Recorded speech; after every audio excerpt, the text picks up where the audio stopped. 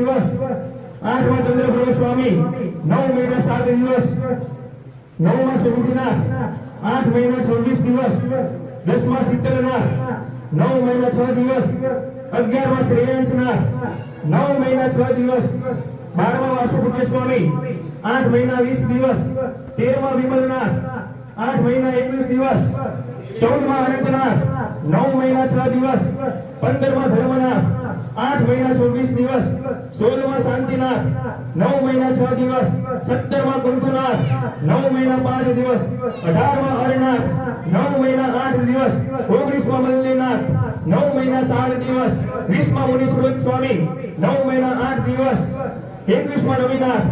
9 મહિના 8 દિવસ, 22મા દેવીનાથ 9 મહિના 8 દિવસ, 23મા પાર્શ્વનાથ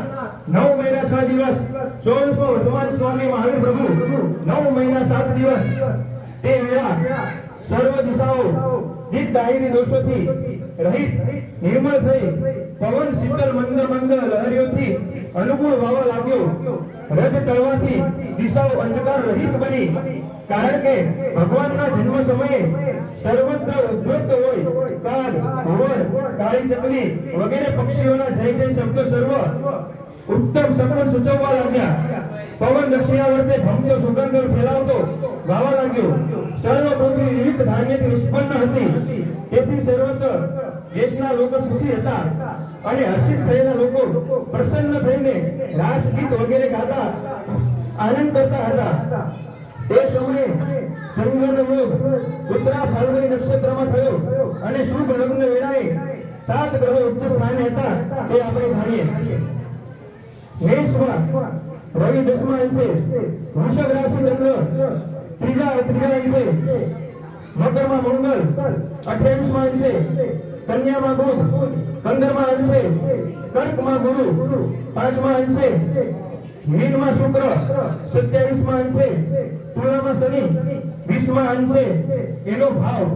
એ છે કે જ્યારે રવિ વગેરે ગ્રહો મેષ વગેરે રાશિઓમાં હોય ત્યારે ઉચ્ચ ગણાય, તેમાં પણ જ્યારે 10મા વગેરે અંશમાં હોય ત્યારે પરમ ઉચ્ચ કહેવાય. પ્રભુના જન્મ સમયે સર્વ ગ્રહો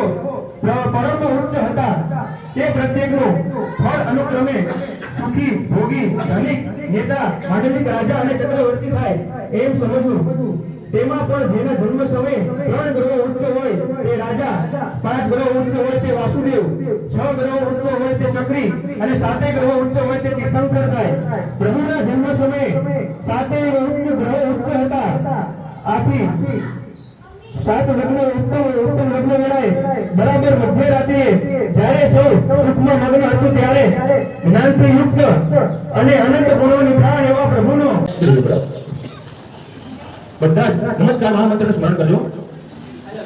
નમો હરિહંતાણમ, નમો સિદ્ધાણમ, નમો આયુર્યાન, નમો ઉજ્જયનમ, નમો લોય સૌ સાહુરમ એસો પંચનમુક્કારો સૌગો ભાવો પણશ્રમ મંગળાંચ સવેસિં પરમો હોય મંગલમ. નમો હરિહંતાણમ, નમો સિદ્ધાણમ, નમો આયુર્યાન, નમો ઉજ્જયનમ, નમો લોય સૌ સાહુરમ એસો પંચનમુક્કારો સૌગો ભાવો પણશ્રમ મંગળાંચ સવેસિં પરમો હોય મંગલમ. નમો હરિહંતાણમ, નમો સિદ્ધાણમ, નમો આયુર્યાન, નમો ઉજ્જયનમ, નમો લોય સાહુરમ એસો પંચનમુક્કારો સૌગો ભાવો પણશ્રમ મંગળાંચ સવેસિં પરમો હોય મંગલમ. તીન કાળે સમયે ચૈત્ર દેશી અજવાળી નીતિશ્રી નિર્મળ પવનઃ અનુકૂળે રજતાળી સરી સર્વ પ્રદક્ષિણા મેદિની સરી નિષ્પન્ન જીન પદે સરી સુખ્યો મુનિત લોકેશુ પ્રસન્ન. તે કાળે અને તે સમયે ચૈત્ર માસની અજવાળી દિવસે પ્રભુના ગર્ભકાળને 9 માસ અને 7.5 દિવસ પૂર્ણ થયા. અહીં પ્રસંગાનુસાર પ્રત્યેક તીર્થંકરના ગર્ભકાળનું વર્ણન કરીએ છીએ. પહેલા શ્રી ઋષભદેવ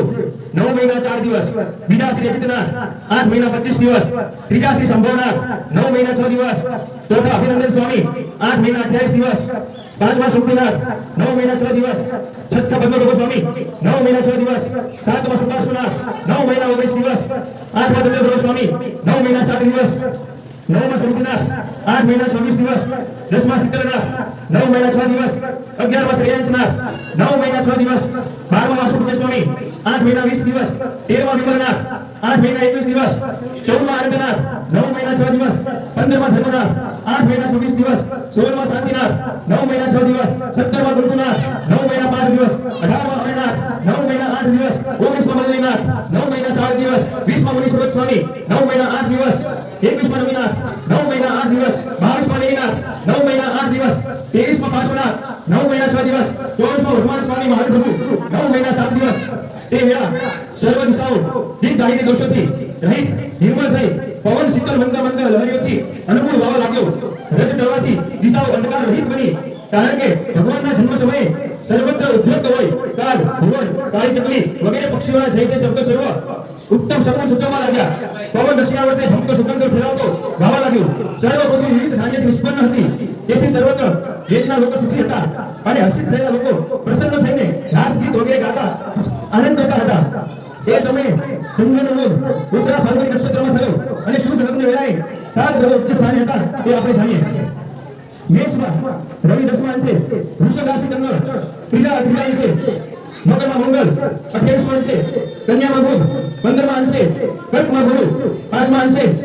મીનમાં શુક્ર 27મા અંશે તુલામાં શનિ 20મા અંશે એનો ભાવ એ છે કે જ્યારે રવિ વગેરે ગ્રહો મેષ વગેરે રાશિમાં હોય ત્યારે ઉચ્ચ ગણાય તેમાં પણ જ્યારે 10મા વગેરે અંશમાં હોય ત્યારે પરમ ઉચ્ચ કહેવાય પ્રભુના જન્મ સમયે સર્વ ગ્રહો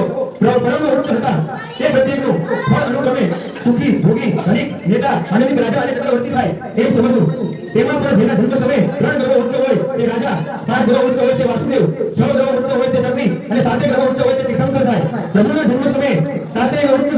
હતા આથી 7 ગ્રહો ઉચ્ચ વેળાએ બરાબર મધ્યરાત્રિએ જ્યારે સૌ સુખમાં મગ્ન હતું ત્યારે જ્ઞાનથી યુક્ત અને અનંત ગુણોની થાય એવા પ્રભુનો માતાને અને પોતાને કોઈ પણ પ્રકારની પીડા વિના પ્રભુનો જન્મ થયો પ્રભુનો જન્મ થયો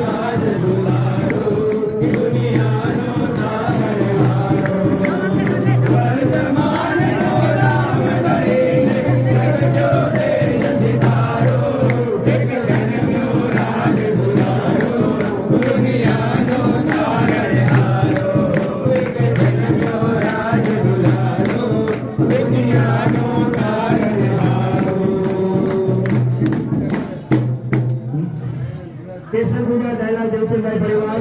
ફૂલ પૂજા મનસુખલાલ રતિલાલ પરિવાર હાજર રહે ત્યારબાદ પ્રભુજીને